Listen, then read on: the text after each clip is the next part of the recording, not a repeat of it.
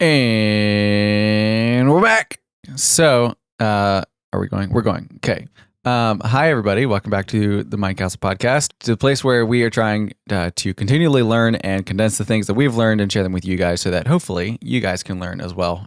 So, today we are going to first talk a little bit about where we've been, maybe possibly, because it's been a full 6 months, I think, give or take, since we have posted an episode, which is a really long time. So we're just going to give you like a really brief update kind of our lives and what's been happening. And then we will launch into some future episodes that are going to be really interesting. We've got some really fun stuff to cover today. So anywhoozle, yeah, I think our last episode was in December. And I went to Bible school, SMBI, Sharon Mennonite Bible Institute, in January, and got back end of April. It was a really good time. Actually went out of country on a choir tour. Went to the Dominican Republic, which was really, really awesome. Lots of great lessons and great memories from that. And then got back and quit my shed hauling job and went full-time into YouTube. So I've been trying to build out my YouTube channel a lot more, and it's been keeping me really busy, almost too busy actually. So I'm actually taking this week off. I'm doing a little bit more logistical stuff, a little more big picture, which is a lot of fun. And also learning Spanish at this point. I took Spanish classes at SMBI, which has been really, really fun, and then spent 2 weeks down in the Dominican Republic. And now that I'm home, I think language learning is one of the things that is one of the best testers of how good you are at learning. I was like, okay, I want to see if I can actually do this. So I'm currently meeting with two teachers a week. One is based in Colombia, and she does not speak English, so entire hour-long conversation in Spanish. And the other one is half and half, probably Spanish, half English or so. Continuing to learn there and spending at least 20 minutes, 30 minutes a day studying, memorizing, learning new things with that. So it's a lot of fun, and I'm actually going to start teaching my cousin and one of my brothers. So that should be fun, teaching them Spanish. So yeah, that's kind of what's been going on in my life. Not a whole lot else. There's some really exciting things coming up that we're going to wait and tell you about next episode. But Reagan, it's been a minute. What's going on? Yeah, it has. It's been quite a while. Yeah, a lot of just normal stuff. You know, had a few trips, continuing to work quite a bit with both organizations that I serve in leadership with, nonprofit stuff. So that's been, you know, just good, just chipping away.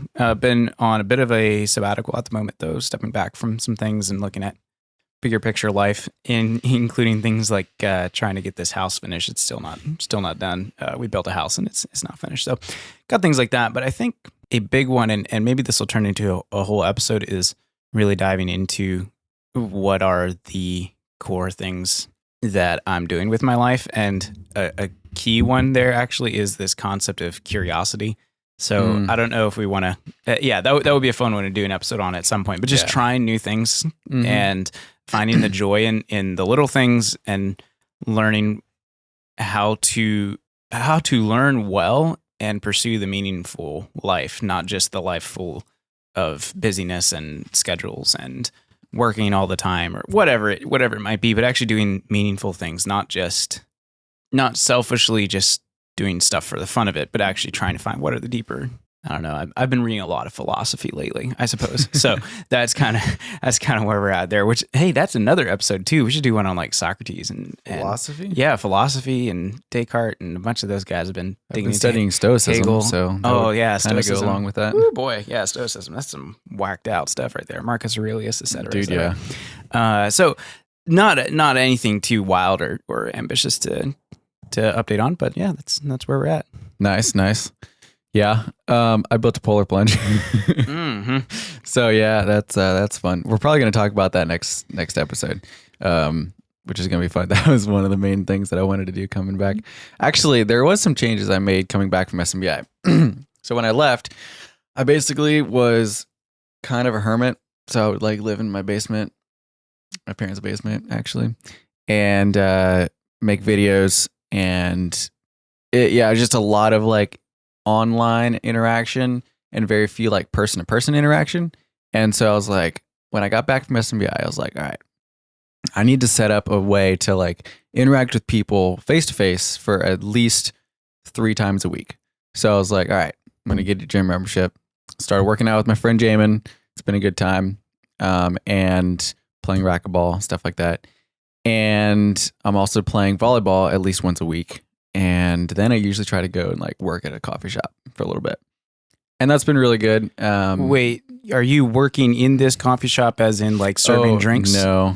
Oh, pulling espressos and oh man, No, more that just would have like been even sitting cooler. there working on YouTube stuff, which is great because then I can write off my mileage and write off my coffee and all that stuff.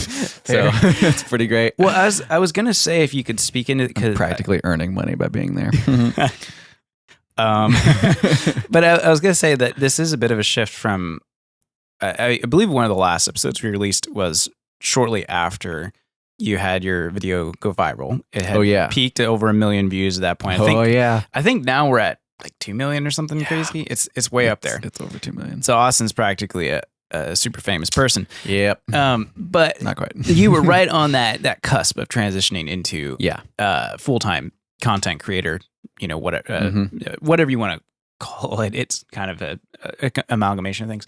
And I was kind of curious what that looks like, which you were just outlining some of that there. But I don't really know anybody else personally that's a full-time YouTuber. Yeah, I actually don't either. Really? Okay. So I don't know. I don't even know, like, for the audience, this may be kind of irrelevant, but I find it kind of a curious thing because we have this new economy, essentially, the creator economy. Mm-hmm. And there's some fascinating stuff on the internet analyzing all of this. Of course, you got Colin and Samira and some of those guys that have built entire careers around analyzing this thing called the creator economy, where you have people making stuff for the internet, putting it on the internet for free, and they're making insane money at it. Right. How does that even work from an economic standpoint, from a creative standpoint, from just, there's so many angles to that. Anyways, so I'm not sure how relevant all of that is to this podcast, but at the same time, it's super relevant. Do you find it really interesting? Like, because I don't know, our audience will be like, hey, I'm not a full-time YouTuber, so this is it's not really applies interesting, to me. But it kind of does. Yeah, it does, because it's like if so fun fact, basically nothing on the internet is free ever. You are always paying something for it. And so you as a consumer, even though you may not have a YouTube channel, you may not be like, I'm going to be a famous YouTuber someday, woohoo, and make money. You are watching YouTube, most likely, and whether you realize it or not, you are paying for that. And so, breaking this down is actually really good because it helps people understand what's actually happening. But it sure seems free to me. I go on youtube.com. I'm being facetious. Go on youtube.com and I just watch a video. Bingo. But no, see, this is we have a mutual friend that works in tech, and he said if you're not paying for the service, then you are the product. Like you as a consumer are the product. So basically, they actually want you there for free so they can sell ads and manipulate the system to make more money off of your attention. It's that economy of attention, which is interesting because, 50 years ago, our parents' generation or before that, the economy was based on production, like physical goods. And that's still very true. But you also have this new element where so much of it is built around attention now. You have, I forget the numbers on this, but bazillions of dollars. I don't know exactly how many, but many, many billions of dollars a year in this whole economy that is attention. It's nothing physical. It's all about online stuff. And we're not even including things like crypto and online banking and all of that. It's a whole nother thing. Just straight attention, podcasts, YouTube, whatever. It kind of messes with my head a little bit because it's like, how is this not a bubble? But it isn't a bubble because it does bring real tangible value to advertisers and big companies. But it does bother me a little. I don't know. I'm trying to analyze how it all. I mean, there's a little bit of an ethical aspect of it too. Like for me, like, I just got a comment on one of my videos where I did a brand sponsorship, and the brand was about, like, the script that they sent me was along the lines of like, we live in a society where our attention is being grabbed from us and we need to fight back. And so our product is like going to help you do that. Okay. Awesome. My video was about somewhat about that. It was kind of a follow-up video talking about like notebooks and like what's the actual user process, like what actually what do you write in it, like all that stuff. And a person commented on my video and they're like, man, it's kind of ironic that you're talking about this and then you have a brand integration in the middle of your video. I was like, huh, you got a point. That like, is I mean, it's and not to mention that the brand that was trying to sell money that was relying on people's attention was saying, you need to get your attention back. You need to fight back against and losing your attention. By the way, we're stealing your attention by selling you this ad. It's like, wow, interesting. That's super meta. It's super meta. It's counterintuitive for them because essentially they're working themselves out of it could result in them working themselves out of a brand. But I don't know. To me, that doesn't feel unethical, but it does create a bit of a mind pretzel that I want to think about very carefully. But anyway, way back to your original question, like what does that look like? It's a fine balance between the nitty gritty and the big picture.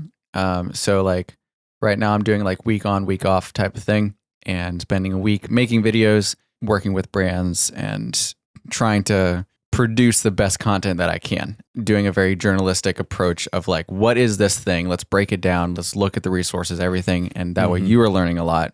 And then talk about how it can improve us, our lives, and the things we're doing. And so like, 1 week is just like grind out a video, which is like 40, 45 hours probably, somewhere in that range.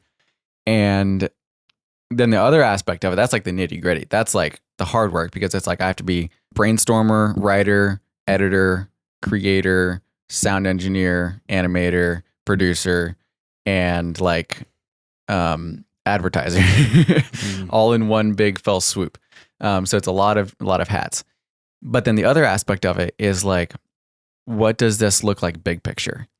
Because you're not going to make a living on YouTube just by making videos. Like that's just like a little aspect of it. But what makes you successful is your ability to brand, your ability to market, and all these other things. So now I'm taking a step back and I'm like, okay, how can I create a little empire here that people want to be a part of that can benefit them and benefit me? So a part of that is like digital products, for example. So that's one of the main things I'm working on right now is like creating Notion templates for people, offering them for free. And I'm also creating some that are really, really extensive that are going to have a lot of data in them. Like I'm talking like you could open this one template I'm building. When I'm done with it, you'll be able to open it and you'll be able to learn every single thing about Spanish that you will ever need to know that language in one physical or in one digital space. Does not exist anywhere else on the internet. And so like once that's out, it's like, yeah, it only took me like 500 hours to build this. No, I'm not going to give it to you for free. You think I'm crazy? But to a specific group of people, it's worth a lot of money. And so like a part of that is creating products that, yes, genuinely do benefit them, but that also benefit me. And so that's what the process looks like now is like, what does that look like? How do I do that? Is there a way I can hire someone that can do some of the nitty gritty for me so I can continue to do big picture? But that's kind of what the process looks like now. How do you create value for people? And learn something new. Or like teach something interesting. I'm sensing some Johnny Harris vibes. Oh, absolutely. Some Johnny Harris vibes. So I'll take full credit for getting Austin in on Johnny Harris. I don't know. You know what's funny? Is that true, actually? Yeah, definitely. You know what's funny, though? Okay. Like, I just watched a video about my cold showers, and I downloaded one of his videos and put a piece of it in my video as, like, reference of when he was in Iceland. I remember seeing it. And I had no idea who he was even at that point. No kidding. You watched it? No, I didn't. Right? Really? Well, I watched some. Oh, yeah, you sent it to me, and I watched some of it. Yeah, okay. So here we go. So we need a little context. So Johnny Harris is a journalist living in Washington, D.C., worked for Vox Media for a while, and then Vox started going a little kind of wonky the last 4 years, and he left and is now an independent journalist doing his own thing. Not a Christian, so like there's some of the videos have language and stuff in them, so be advised, but makes these very high quality explainer, basically documentaries, like very highly produced. You think you're watching something from a major studio or something. It is really amazing what one man has done, and it comes back to this a bit of a thread coming through this episode of just following those curious things and always wanting to learn something new and engage with the world and so forth. So, anyways, I have found his work to be just fascinating stuff. It's just interesting and slightly entertaining. So I sent some to you, and Yep. you really liked it. And I I did. noticed a shift on your YouTube channel. Absolutely. And I love it. Like the channel it's still entertaining. It's still fun to watch, but I come away feeling like I learned a lot more than I used to. With Exactly. your videos. I'm not sure if that makes sense. Yeah, because it does. That was a very conscious choice that I yeah, had. and it's this trend on YouTube that I am loving to see, where it's shifting from being an entertainment platform. It's still that, obviously, but think about YouTube 2018. Oh man, vlogs, Woohoo. Day in the life, like what's Logan Paul doing today that's stupid, Yep. like it was that style, and now it's shifting a lot more. You still have that, but a lot more to professional creators that are doing this as a career because they want to share something interesting with the world that's actually very highly produced and actually worth your time. Like okay, like Johnny Harris had a breakdown on the UFO thing. And why is the U.S. government investigating UFOs? I always thought it was a bunch of hocus pocus and some big conspiracy. Actually, no, like there's something to this, and it's utterly fascinating, and it's not weird and about aliens. It's way more boring than that, but it's way more interesting. Like, and I was like, okay, I came away from that feeling like I have been educated about something that, maybe won't directly affect my day-to-day life, but I think that is something. But it makes your day better. Yeah, it does. Yeah, you're more excited after you watch it. Oh, because that video So fascinating. blew my mind because I'm huge into aviation. And Johnny's big thing is like learning should be fun. Yeah. And he makes it fun. He makes it really, really fun. And so you're seeing this shift now on YouTube where it's suddenly not just entertainment. It's like you're going to learn something worthwhile. Yeah. And that I think gets me a little more excited going back to the conversation on, the ethics of the attention economy. Mm-hmm. I've struggled with that one a lot, but over the years, I have seen how digital media like this can actually be very educational and very helpful to someone if done right. Obviously, you can go down the other street and just watch stupid stuff on YouTube for no reason or whatever it might be, podcasts that are just entertainment. Anyways, this is maybe down a side street that we shouldn't be going down, but I think it is worth knowing and worth thinking about, like, what are you putting into your brain? And that's something that's the theme of this podcast, like how it's a mind castle, like take care of the castle. Don't let the dragons in. Keep awareness of the influences you have, and what are the things you're learning? Are they stupid and you'll forget them 5 minutes from now? Like that TikTok you watch. That's why I really do not like TikTok. And there's a lot of science coming out on this, how TikTok is doing things to the chemistry of people's brains that isn't great because it's cotton candy for your brain. Right. Whereas maybe your brain needs a steak, right now. Like, you know what I mean? And anyways, that's a whole nother conversation. Don't get me started on TikTok. I deleted it a long time ago. But this whole conversation like sort of stemmed out of like what that day-to-day looks like. And that's a huge part of it, right? Is like, I would rather take 2 weeks to make a video and like learn the thing. Like I just did one on visualization, like a really deep dive for my channel on what that actually is and what does that actually look like. Not the weirdo like hocus pocus stuff, but like the real secret. Yeah. Have you read that? Yes. the manifestation or what's it called? Law of attraction. Law of Visualize attraction. it and it'll come to you. Yeah. Yeah. Energy of the universe. Yeah, it's like vibrational alignment. Just to be clear, all listeners, please don't. I mean, you can read it if you want, but it's such a waste of time. It's not really going to benefit your life. It's like a huge thing. Visualization in that way, the law of attraction, I actually saw there's another guy that does videos kind of like Johnny Harris where he debunks things like that. And he what's did his one. Name? I'm not James sure. Janney? Maybe, I don't know. Because he did one on it, and it's like scathing. I mean, it's like this unbelievably good. Yeah, like this is wrong. He did one on evil, on like toxic productivity. He did one on the health, wealth, and prosperity gospel. Dude, yeah, it's got to be James Janney. He's a dude in Britain. Unbelievably good. He does long form. Good. He's like 40-minute like explainers on YouTube. And so again, I hesitate to be like, go watch all this stuff. But his one on the health and wealth gospel, oh my, was very scathing. I mean, it was just, here is the evidence. This is a scam. Yeah. This is evil because it's manipulating people in these ways. Yeah. And we're saying like the extreme forms of the health and wealth gospel, just to be clear. But that was very eye-opening. Really, wow. I didn't enjoy watching it, but yet I loved every minute of it. I was like, oh no, man, this isn't Christianity. This isn't the real thing. Please don't put the rest of us in this box, And he didn't, to be fair. He was very fair, I thought. But anyways, we're getting off. We're getting off track. So anyway, yeah, that's kind of what my what it looks like anymore to like make a YouTube video and like to do this brand, and that's kind of what I'm trying to figure out now. Mhm. And that's kind of what this podcast is, right? It's like taking things that we're curious about, that we're learning, and sharing it with you guys, and making sure that it's worth your time. Because if we're gonna sit here and talk about it, it's gonna be worth our time.